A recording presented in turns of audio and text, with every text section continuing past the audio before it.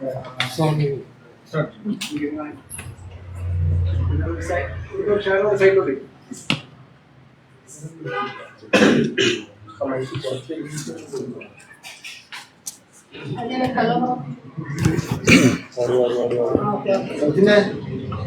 ആണോ?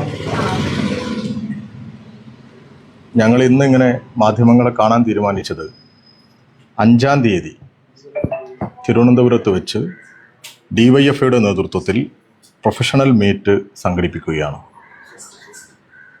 കേരളത്തിലെ വിവിധ സ്ഥാപനങ്ങളിൽ നിന്ന്, വിവിധ പ്രൊഫഷണൽ കോളേജുകളിൽ നിന്ന് പഠിച്ചിറങ്ങിയവരും മറ്റ് സംസ്ഥാനങ്ങളിൽ നിന്ന് പഠിച്ചവരുമൊക്കെ ആയിട്ടുള്ള കേരളത്തിലെ പ്രൊഫഷണൽ രംഗത്ത് ജോലി ചെയ്യുന്നവരെ ഞങ്ങൾ വിളിച്ചു ചേർക്കുകയാണ്. പുരോഗമന സ്വഭാവമുള്ള, മതനിരപേക്ഷത നിലനിൽക്കണമെന്നാഗ്രഹിക്കുന്ന യുവജനങ്ങളെയാണ് ഞങ്ങൾ ഈ പ്രൊഫഷണൽ മീറ്റിലേക്ക് ക്ഷണിക്കുന്നത്. ഒക്ടോബർ 5-ന് AKG ഹാളിൽ വെച്ചാണ് ഈ പ്രൊഫഷണൽ മീറ്റ് സംഘടിപ്പിക്കുന്നത്.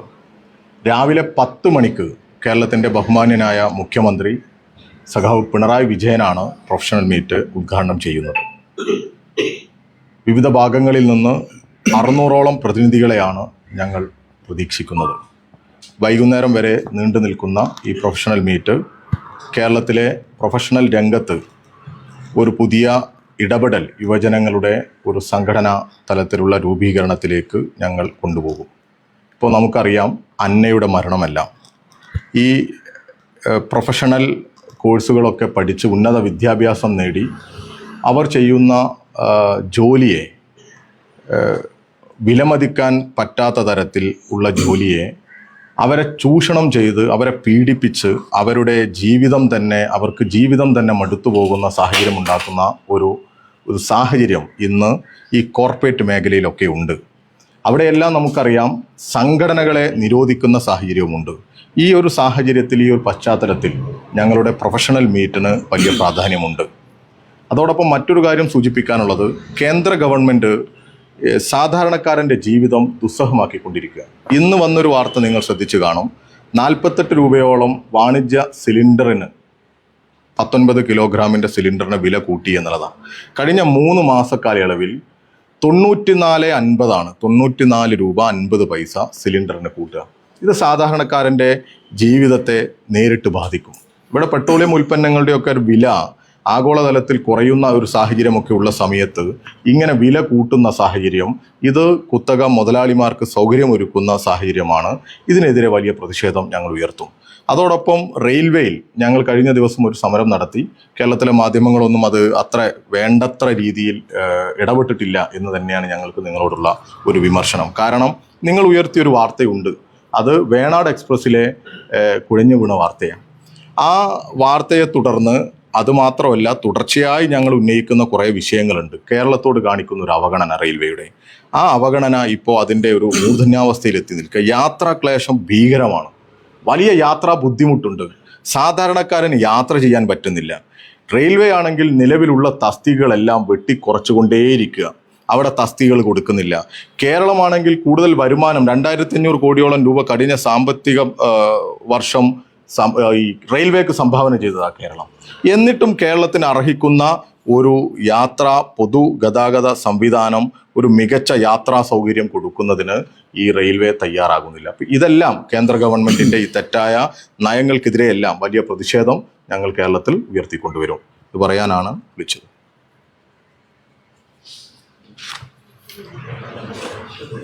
പുതിയ വിഷയത്തിൽ ഇപ്പം അൻവർ ഉയർത്തുന്ന വിവാദം, പുതിയ പാർട്ടി രൂപീകരിക്കാൻ പോകുന്നു. മലബാർ മേഖലയിലാണ് കൂടുതൽ ഇടപെടാൻ പോകുന്നതൊക്കെയാണ് രാവിലെ പറഞ്ഞത്. എങ്ങനെയായിരിക്കും ഒരു സ്വാധീനം? അത് ഈ മാധ്യമങ്ങളാണല്ലോ സത്യത്തിൽ ഇപ്പോൾ ഈ അൻവറിനെ ഇങ്ങനെ പൊക്കിപ്പിടിക്കുന്നതിൽ ഒന്ന്.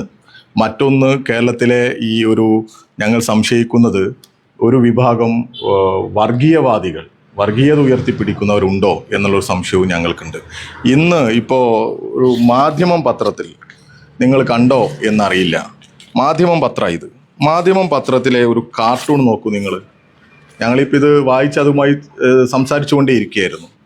ജമാഅത്തെ ഇസ്ലാമിയുടെ മാധ്യമം നമ്മൾ അന്വേഷിച്ചപ്പോൾ കഴിഞ്ഞ 2 മാസമായി അവിടെ ശമ്പളം തന്നെ കൊടുത്തിട്ടില്ല എന്നുള്ളതാണ്. കുറച്ച് മുമ്പും മാധ്യമത്തിൽ ഇതുപോലെ വലിയ സാമ്പത്തിക പ്രതിസന്ധിയും പ്രയാസവും ഒക്കെ ഉണ്ട്. കേന്ദ്രത്തിൽ BJP ഭരിക്കുന്ന സമയത്ത് ഈ മാധ്യമത്തിൻ്റെ സാമ്പത്തിക പ്രതിസന്ധിയും ഇവരുടെ ഈ വിദേശ ഫണ്ടിങ്ങുകളോ മറ്റോ ഒക്കെ തടയപ്പെടുന്നോ എന്നുള്ള ഒരു സംശയം നമ്മുടെ നാട്ടിലെ ജനങ്ങൾക്കൊക്കെ ഉണ്ടായിരുന്നു. ആ സമയത്താണ് കഴിഞ്ഞ 2013 ഈ മാധ്യമത്തെ നിയന്ത്രിക്കുന്ന ജമാഅത്തെ ഇസ്ലാമിയുടെ അമീർ BJP നേതാക്കന്മാരെ, RSS നേതാക്കന്മാരെ കാണുന്നത്. ഇന്ത്യൻ എക്സ്പ്രസ്സിലോ മറ്റോ അന്ന് വന്നൊരു അഭിമുഖത്തിൽ പറയുന്നുണ്ട്, കേന്ദ്രം ഭരിക്കുന്ന മുന്നണിയല്ലേ, അവരെ കാണുന്നതിന് എന്താ തെറ്റ് എന്ന് പറഞ്ഞ വിഭാഗമാണ് ഈ ജമാഅത്തെ ഇസ്ലാമി. ആ ജമാഅത്തെ ഇസ്ലാമി ഇന്ന് നോക്കൂ നിങ്ങൾ, കാക്കി നിക്കർ ഉയർത്തിപ്പിടിക്കുന്ന ഒരു കാർട്ടൂൺ മുന്നിൽ വെക്കുമ്പോൾ ഞങ്ങൾക്ക് ജമാഅത്തെ ഇസ്ലാമിയോട് പറയാനുള്ളത്, നിങ്ങളുടെ അമീർ ആരിഫ് അലിക്കാണോ ഈ കാക്കി ട്രൗസർ ചേരുക എന്നുള്ളതാണ്. ആരിഫ് അലിക്ക് കൊടുക്കേണ്ട കാക്കി ട്രൗസറുമായിട്ടാണ് ഇപ്പോൾ ഇവർ നടക്കുന്നത്. അങ്ങനെയുള്ള ജമാഅത്തെ ഇസ്ലാമിയും SDPIയും കോൺഗ്രസുമെല്ലാം ചില മാധ്യമങ്ങളുമെല്ലാം അങ്ങനെ വളർത്തിക്കൊണ്ടുവരുന്ന ആരോ ഉന്നയിക്കുന്ന ആരോപണങ്ങൾ, അല്ലെങ്കിൽ ഏതെങ്കിലും പാർട്ടി രൂപീകരിക്കട്ടെ. ഇപ്പോൾ ജമാഅത്തെ ഇസ്ലാമിക്ക് തന്നെ ഒരു പാർട്ടി ഉണ്ടല്ലോ, മുസ്ലിം ലീഗുമായി ചേർന്ന് മുസ്ലിം ലീഗിന്റെ ഏറ്റവും പ്രധാനപ്പെട്ട ഉപദേഷ്ടാക്കളായി പ്രവർത്തിക്കുന്ന പാർട്ടി ഉണ്ടല്ലോ, വെൽഫെയർ പാർട്ടി. ജമാഅത്തെ ഇസ്ലാമിയുടെ പാർട്ടിയല്ലേ, ഇവരുമായി ചേർന്നല്ലേ മത്സരിക്കുന്നത്. ഈ VD സതീശനും ഈ പറയുന്ന സുധാകരനുമെല്ലാം ഒരുമിച്ചിരുന്നല്ലേ ഇവരോട് കാര്യങ്ങൾ ആലോചിക്കുന്നത്. കേരളത്തിൽ തന്നെ എത്രയെത്ര സമരങ്ങൾ ഈ കാലയളവിൽ നടന്നുപോയി ഇവർ ഒരുമിച്ചുള്ള. നമുക്കറിയാം, ഗെയിൽ സമരം, കേരള വിരുദ്ധ സമരം, ഇതൊക്കെ സംഘടിപ്പിച്ചത് ആരാ? ഈ കുറുമുന്നണിയാണ്. അതിൽ RSSന്റെ പിന്തുണയുമില്ലേ? ഇപ്പോൾ കേരളത്തിനകത്തൊരു ഗൂഢാലോചന നടക്കുന്നുണ്ട്. ആ ഗൂഢാലോചന കേരളമാണ്. DYFIക്ക് അറിയാം, ഈ നാടിനറിയാം, കേരളമാണ് ഇന്ത്യയിലെ മതനിരപേക്ഷതയുടെ കേന്ദ്രമായി ഉയർന്നു നിൽക്കുന്ന ഒരു സംസ്ഥാനം. കേരളമാണ് ഇന്ത്യയിലെ RSSനെതിരെ ഏറ്റവും ശക്തമായ നിലപാട് സ്വീകരിക്കുന്ന സംസ്ഥാനം. RSS സ്വീകരിക്കുന്ന ഓരോ നയങ്ങൾക്കെതിരെയും, ധ്രുവീകരണത്തിന് വേണ്ടി സ്വീകരിക്കുന്ന നയങ്ങൾക്കെതിരെയും കൃത്യമായ നിലപാട് സ്വീകരിക്കുന്ന ഒരു സംസ്ഥാനമാണ് ഈ കേരളം. ആ കേരളത്തെ തകർക്കാൻ എന്താണ് മാർഗം എന്നാലോചിക്കുകയാണ് ഒരു വിഭാഗം. അതിലൊറ്റ മാർഗമേ ഉള്ളൂ. കേരളത്തിൻ്റെ മനസ്സ് മതനിരപേക്ഷ മനസ്സാണ്. കേരളത്തിൻ്റെ മനസ്സ് മതസൗഹാർദ്ദത്തിൻ്റെ മനസ്സാണ്. ആ മനസ്സ് തകർക്കണം. ആ മനസ്സ് തകർക്കണമെങ്കിൽ ഈ മതനിരപേക്ഷതയുടെ ഇന്നത്തെ നേതൃത്വം കേരളത്തിലെ ഗവൺമെന്റാണ്. അതിൻ്റെ നേതൃത്വം സഖാവ് പിണറായി വിജയനാണ്. അപ്പോൾ ഈ ഗവൺമെന്റിനെയും പിണറായി വിജയനെയും ഒക്കെ ഒന്ന് തകർക്കണമെങ്കിൽ മതനിരപേക്ഷ വിശ്വാസികൾക്കിടയിൽ വലിയ ആശങ്കയുണ്ട് എന്ന് വരുത്തി തീർക്കാൻ ബോധപൂർവമായി പരിശ്രമിക്കണം. അതിനുള്ള ഒരു വലിയ അവസരമായിട്ടാണ് ഇപ്പോൾ കേരളത്തിലെ ഈ വലതുപക്ഷ വർഗീയ കൂട്ടുകെട്ട് ശ്രമിച്ചുകൊണ്ടിരിക്കുന്നത്. അതിലൊന്നും ലെവലേശം ഒരു ഭയവും ഞങ്ങൾക്കില്ല. ഇതുപോലെ എന്ത് വിടുവായ്ത്വം വിളിച്ചു പറയുന്നവരെയൊക്കെ കേരളം കണ്ടതാണ്. മറ്റൊരു PC ജോർജ് കൂടി കേരളത്തിൽ ഉദയം ചെയ്തിരിക്കുന്നു എന്നതിന് അപ്പുറത്തേക്ക് ഞങ്ങൾക്കിതിൽ മറ്റൊന്നും പറയാനില്ല. ഈ അൻവർ ഇത്രയും കാലം ഇടതുപക്ഷത്തോടൊപ്പമായിരുന്നു, പെട്ടെന്ന് മാറിയപ്പോഴേക്ക് അദ്ദേഹം വർഗീയവാദി, മതവാദി, ജമാഅത്തെ ഇസ്ലാമിക്കാരൻ അങ്ങനെയൊക്കെ പറയുന്നു. ഒരു രട്ടത്താപ്പല്ലേ?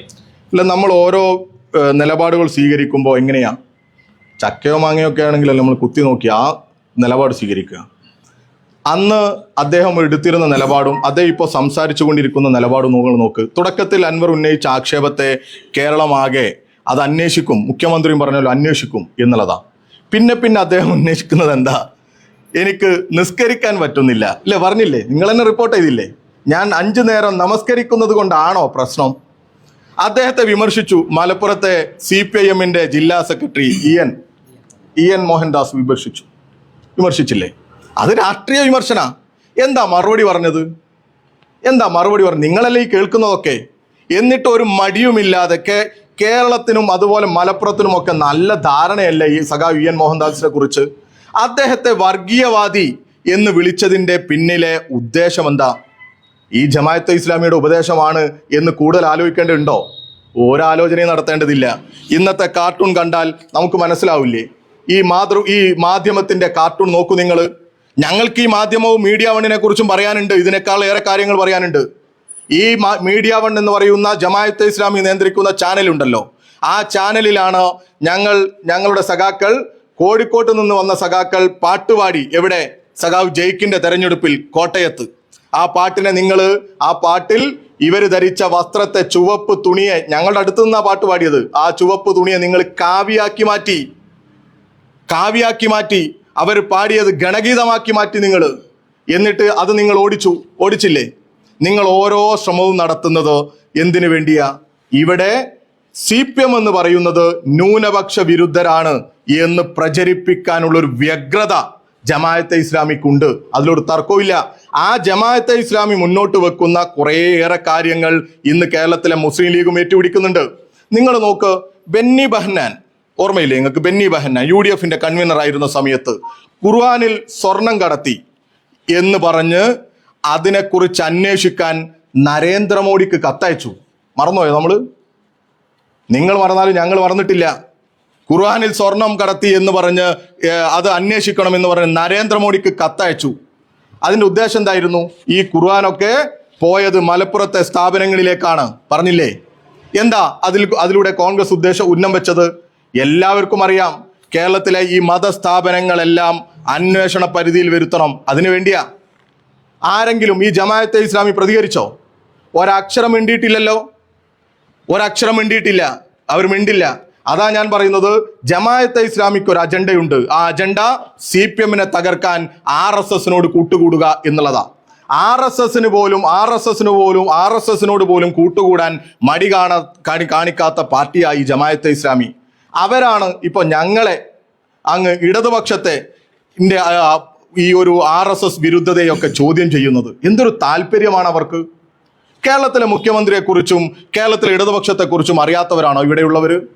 218ഓളം പേരെ ഞങ്ങളുടെ സഖാക്കളെ കൊലപ്പെടുത്തിയിട്ടുണ്ട് RSS ഈ കേരളത്തിൽ. അവർക്കെതിരെ ജീവൻ കൊടുത്തു നിൽക്കുന്നവരാ ഞങ്ങൾ. ഈ ജമാഅത്തെ ഇസ്ലാമിക്ക് ഒരു പോറലേറ്റിട്ടുണ്ടോ? ഇല്ല. ഇവരിപ്പോ ഇവരുടെ സാമ്പത്തിക താല്പര്യങ്ങൾക്കൊക്കെ വേണ്ടി RSSുമായി ഒക്കെ കൂടിച്ചേർന്ന് ഈ ആലോചനയൊക്കെ നടത്തുമ്പോൾ ഈ ജമാഅത്തെ ഇസ്ലാമിയുടെയും മുസ്ലിം ലീഗിന്റെയും ഒക്കെ സാധാരണ പ്രവർത്തകരുണ്ട്. ആ പ്രവർത്തകർ ആലോചിക്കണം ഇവരെടുക്കുന്ന നിലപാട് എന്താണെന്ന്.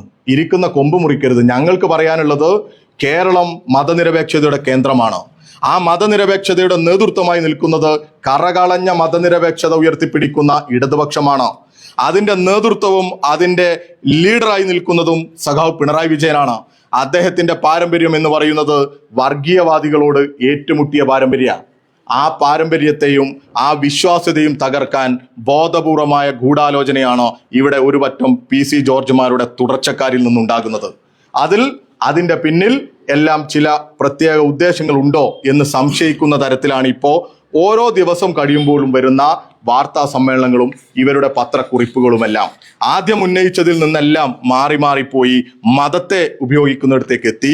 മതം പറഞ്ഞുകൊണ്ടും മതനിഷേധികളാണ് CPM എന്ന് വരുത്തി തീർക്കാനും CPMന്റെ ജില്ലാ സെക്രട്ടറിമാരെ പോലും അവരൊക്കെ വർഗീയവാദികളാണ് എന്ന് കേട്ടാൽ അറക്കുന്ന ഭാഷ ഉപയോഗിച്ചുകൊണ്ട് ഇങ്ങനെ പറയുമ്പോൾ പിന്നെ ഇവരുടെ ഉപദേഷ്ടാക്കൾ ജമാഅത്തെ ഇസ്ലാമിയും SDPIയുമാണ് എന്ന് പറയുന്നതിൽ എന്തിനാ ഞങ്ങൾ മടി കാണിക്കുന്നത്? ഇപ്പൊ നിങ്ങൾ പറഞ്ഞു ഞങ്ങളുടെ DYFIക്കാരൻ ഏതോ പരിപാടിയിൽ പോയി എന്നുള്ള ആദ്യം ഏതൊരു അഭിമുഖത്തിൽ പറഞ്ഞ യൂണിറ്റ് പ്രസിഡന്റ് തെരഞ്ഞു പിടിക്കുക. ഞാൻ ആ വീഡിയോ വേണേ കാണിക്കാം. ഒരു ചാനൽ അങ്ങ് തെരഞ്ഞ് അന്വേഷിക്കുമ്പോൾ പറയാ, ഓരോരുത്തരും പറയുന്നുണ്ട് ഞാൻ കോൺഗ്രസ് ആണ്. അപ്പൊ നിങ്ങൾ കോൺഗ്രസിൽ നിന്ന് അൻവറിന്റെ കൂടെ വന്നവരാണോ? അല്ല, ഞങ്ങൾ അങ്ങനെ വന്നവരല്ല. പിന്നെയും പറയുന്നുണ്ട് ഞാൻ ലീഗാണ്. അങ്ങനെ പറയുന്ന ഒരുപാട് ബൈറ്റ് നമ്മൾ കണ്ടു. നിങ്ങളുടെ ലൈവിൽ നിന്ന് കട്ട് ചെയ്ത് പലരും പ്രചരിപ്പിക്കുന്നുണ്ട്. അവിടെ കോൺഗ്രസ്സുകാരോടൊപ്പം പോയവരിൽ ജമാഅത്തെ ഇസ്ലാമിക്കാരില്ലേ? ഇവരെ സംബന്ധിച്ചിടത്തോളം ഈ ജമാഅത്തെ ഇസ്ലാമി ഇതുപോലെ SDPI പോലെയുള്ള വർഗീയവാദികൾക്ക് അവരുടെ ഒരു നിശ്ചിത ആളുകളെ പെട്ടെന്ന് സംഘടിപ്പിക്കാൻ സാധിക്കും. ഇതുപോലെയുള്ള യോഗങ്ങളിലൊക്കെ എത്തിക്കാൻ സാധിക്കും. അതുകൂടി ഇതിന്റെ പിന്നിൽ അവർ ഉപയോഗപ്പെടുത്തുന്നുണ്ട്. അങ്ങനെയുള്ള ആൾക്കൂട്ടങ്ങളെയും കുറച്ച് മറ്റു തെറ്റിദ്ധരിക്കപ്പെട്ടു പോകുന്നവരും ഉണ്ടാകും, ഇല്ല എന്ന് പറയുന്നില്ല. അവരെയും ഇങ്ങനെ മറ്റു ആൾക്കൂട്ടത്തെയും ഒക്കെ കാണിച്ച് കേരളത്തിന്റെ മതനിരപേക്ഷതയെ തകർക്കാനുള്ള ഒരു ആയുധമാക്കി ഇതിനെ മാറ്റാമെന്ന് ആരെങ്കിലും കരുതുന്നുണ്ടെങ്കിൽ അതൊന്നും അനുവദിച്ചു തരാൻ ഈ കേരളത്തിന് മനസ്സില്ല എന്ന് തന്നെയാണ് പറയാനുള്ളത്. മുഖ്യമന്ത്രിയുടെ അഭിമുഖവും അതിനോടനുബന്ധിച്ചുള്ള അഭിമുഖം ചർച്ചയായിരുന്നു. ഇന്നലെ മെനിയാന്നൊക്കെ അതിന്റെ ആ ഹിന്ദു പത്രം ഇറങ്ങിയ മുതൽ അതിന്റെ തുടർച്ചയാണ് ഞാൻ പറഞ്ഞുകൊണ്ടിരുന്നത്. ഈ ആരിഫ് അലിക്കാണ് കാവി ട്രൗസർ ചേരുക എന്ന് പറഞ്ഞത്. ഈ ഇന്റർവ്യൂ കഴിഞ്ഞ് അതിന്റെ വാർത്ത വന്ന ഉടനെ കേരളത്തിലുണ്ടായ ഒരു ചർച്ചയുണ്ട്. അത് മലപ്പുറത്തെയും ഒരു പ്രത്യേക സമുദായത്തെയും ആക്ഷേപിക്കാൻ കേരളത്തിന്റെ മുഖ്യമന്ത്രി ഇറങ്ങി പുറപ്പെട്ടു എന്നല്ലേ? എത്ര വൃത്തികെട്ട രീതിയിൽ ഒരു ധ്രുവീകരണത്തിലേക്ക്, ഒരു പോളറൈസേഷനിലേക്ക് ഈ കേരളത്തെ കൊണ്ടുപോകാനല്ലേ ഇവർ പരിശ്രമിച്ചത്? ആ പ്രചരണം നടത്തിയവർ അങ്ങനെ ശ്രമിച്ചു. മുഖ്യമന്ത്രി വ്യക്തമാക്കി ഇത് ഞാൻ പറഞ്ഞ വാക്കല്ല എന്ന്. മുഖ്യമന്ത്രിയുടെ പ്രസ് സെക്രട്ടറി കത്തയച്ചു. ഇതിൽ അപാകതയുണ്ട്, നിങ്ങൾ തിരുത്തണമെന്ന്. ഹിന്ദു പറഞ്ഞു ഞങ്ങൾ തിരുത്തുന്നു, ഖേദം അറിയിക്കുന്നു. പറഞ്ഞിട്ട് പിന്നെ മെല്ലെ അങ്ങ് മാറുക. അതല്ലേ കാണുന്ന കാഴ്ച? അപ്പോൾ നിങ്ങൾക്ക് ആ വാർത്ത പ്രശ്നമല്ല, മുഖ്യമന്ത്രി പറയാത്തതാണ് എന്നുള്ള ബോധ്യം നമുക്കെല്ലാവർക്കും ഉണ്ടായി, കേരളത്തിനുണ്ടായി. എന്നിട്ടും പിന്നെ അതിൻ്റെ പിന്നിലേക്ക് ഒരു PR എന്ന് പറയുന്ന വാചകം ഉപയോഗിച്ച് മറ്റൊരു തലത്തിലേക്ക് കൊണ്ടുപോവുക. ഇപ്പൊ ലക്ഷ്യം ഒന്നേ ഉള്ളൂ, കേരളത്തെ തകർക്കുക, മുഖ്യമന്ത്രിക്ക് എന്തെങ്കിലും ചീത്തപ്പേരുണ്ടാക്കാൻ പറ്റുമോ എന്നുള്ളത്. മറ്റേ ഏജൻസിയെ കുറിച്ച്, മുഖ്യമന്ത്രിയെ കുറിച്ച് ഇപ്പൊ ഞങ്ങളും വളരെ ചെറിയ പ്രായത്തിൽ മുഖ്യമന്ത്രിയുടെ പത്രസമ്മേളനമൊക്കെ കാണുന്നവരാണ്, നിങ്ങളും അങ്ങനെ തന്നെ ആയിരിക്കും. മുഖ്യമന്ത്രിക്ക് പത്രക്കാരോട് സംസാരിക്കാൻ ഒരു PR ഏജൻസിയെ വേണം എന്ന് കരുതുന്നവരായിരിക്കുമോ നമ്മളിൽ കൂടെ? അല്ല, ഹിന്ദു പത്രം അതൊക്കെ, അതിനെക്കുറിച്ച് കൂടുതൽ വ്യക്തത എനിക്ക് അറിഞ്ഞൂടാ. കുറിച്ച് കൂടുതൽ വ്യക്തത മുഖ്യമന്ത്രി തന്നെയാണ് പറയേണ്ടത്. അദ്ദേഹത്തിന്റെ കൂടെ ആരെങ്കിലും ഉണ്ടായിരുന്നോ, അല്ലെങ്കിൽ ഹിന്ദു പറയണോ?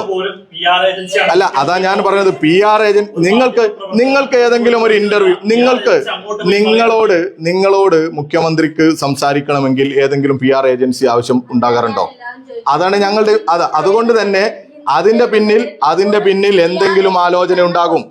അതിന്റെ പിന്നിലും അല്ല, നിങ്ങൾ ഇപ്പം ബഹളം വെക്കണ്ട, ഞാൻ പറഞ്ഞോട്ടെ. ഇപ്പോ അതെ, അതാ ഞാനും പറഞ്ഞത്. ആ PR ഏജൻസി ഏതാണെന്നും എന്തിനാണ് അങ്ങനെ ഒരു PR ഏജൻസി എന്നുള്ളതൊക്കെ വ്യക്തമാകും, വഴിയെ തന്നെ നിങ്ങൾക്ക് വ്യക്തമാകും എന്നാണ് നമ്മളും പ്രതീക്ഷിക്കുന്നത്. എനിക്കും അറിഞ്ഞൂടാ അതിനെക്കുറിച്ച്, പിന്നെ ഞാൻ അതിനെക്കുറിച്ച് പ്രതികരിക്കാൻ ആളല്ലല്ലോ. ആവശ്യമില്ല തന്നെ ഞാനും കരുതുന്നത്.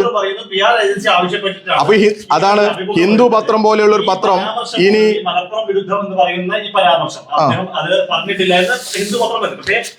അത് വ്യക്താക്കിയല്ലോ. അല്ല, എന്റെ ചോദ്യം ഓക്കെ, എനിക്ക് PR ഏജൻസിയെ കുറിച്ചുള്ള ചോദ്യത്തിന് ഉത്തരമില്ല, അറിഞ്ഞൂടാ. പക്ഷേ മറ്റൊരു ഉത്തരവുണ്ട്. ഇത്രയും ദിവസം നിങ്ങളൊക്കെ പുറത്തുവിട്ട ഈ വാർത്ത, ആ സംസാരം ആരുടേതല്ല, മുഖ്യമന്ത്രിയുടേതല്ല എന്ന് വ്യക്തമായി. അത് നിങ്ങൾ ഇപ്പൊ കൊടുക്ക്, ബാക്കി നമുക്ക് നോക്കാം. അതെ, അത് പറ. നിങ്ങൾ അതാ പറഞ്ഞ, നിങ്ങൾ ഓരോന്നിലേക്കും മുഖ്യമന്ത്രി പറയാത്ത, അദ്ദേഹം ഉദ്ദേശിക്കാത്ത ഒരു കാര്യം ഒരു PR ഏജൻസി ഈ മാധ്യമ പ്രവർത്തകരോട് പറയുകയും അത് അടിച്ചു വരികയും ചെയ്യും. അപ്പൊ മുഖ്യമന്ത്രിയുടെ അനുമതി ഇല്ലാതെ മുഖ്യമന്ത്രിയുടെ പേരിൽ അങ്ങനെ ഒരു സ്റ്റേറ്റ്മെന്റ് എഴുതി കൊടുത്തിട്ടുണ്ടെങ്കിൽ ആ PR ഏജൻസിക്ക് നടപടി എടുക്കണ്ടേ? തീർച്ചയായിട്ടും അതിനെക്കുറിച്ച് മുഖ്യമന്ത്രി പ്രതികരിക്കും എന്നാണ് ഞാനും പ്രതീക്ഷിക്കുന്നത്, നിങ്ങളെപ്പോലെ തന്നെ. അങ്ങനെ പ്രതികരിച്ച് നിങ്ങൾക്ക് അതിൽ കൃത്യമായ ഉത്തരം കിട്ടും. ഇവിടെ നമ്മളിപ്പോൾ ഇത്രയും ദിവസം ചർച്ച ചെയ്തുകൊണ്ടിരിക്കുന്ന ഒരു അപകടകരമായ രാഷ്ട്രീയത്തെക്കുറിച്ചാണ്. ആ രാഷ്ട്രീയം മുഖ്യമന്ത്രിയല്ല ആ സ്റ്റേറ്റ്മെന്റ് പറഞ്ഞത്. കേരളത്തിലെ ഈ കേസുകളെ കുറിച്ചൊക്കെയുള്ള ചർച്ച തുടങ്ങിയത് എന്താ? ഈ പറയുന്ന കക്ഷി, നിങ്ങൾ പറഞ്ഞ കക്ഷി ഓരോ ദിവസവും ഓരോ ആക്ഷേപം ഉന്നയിക്കുക. അതിൽ പറഞ്ഞ ആക്ഷേപങ്ങളൊന്നും ശരിയല്ല. നമ്മുടെ കയ്യിലുണ്ട് വിവരാവകാശ രേഖകളൊക്കെ. കേസുകളുടെ എണ്ണം പറഞ്ഞു, മലപ്പുറത്താണ് കേസുകൾ കൂടുന്നത്. അതോടൊപ്പം തന്നെ മറ്റൊരു വാർത്തയും പറഞ്ഞു, ഏതാ, ചെറുപ്പക്കാർ കൂടുതൽ പോകുന്നു, കേരളത്തിൽ നിന്ന് യുവജനങ്ങൾ വിദ്യാഭ്യാസം തേടിപ്പോ. അതിന്റെ കണക്കും കേരളത്തിലല്ല കൂടുതൽ, ആന്ധ്രാപ്രദേശ്, ഇങ്ങ് പരിശോധിച്ചാൽ മനസ്സിലാവും. ഇങ്ങനെ ഓരോ ദിവസം ഓരോന്ന് പറഞ്ഞ് ജനങ്ങളെ തെറ്റിദ്ധരിപ്പിക്കാൻ പരിശ്രമിക്കുമ്പോൾ അതിൽ ഒരു വ്യക്തത വരുത്തി. ഇനി നിങ്ങൾക്ക് ഇതാണ് ആവശ്യം, ഏത് PR ഏജൻസി ഉണ്ടോ ഇല്ലേ, അതിലും അടുത്ത ദിവസം വ്യക്തത വരും എന്നാണ് ഞങ്ങൾ പ്രതീക്ഷിക്കുന്നത്. ശരി.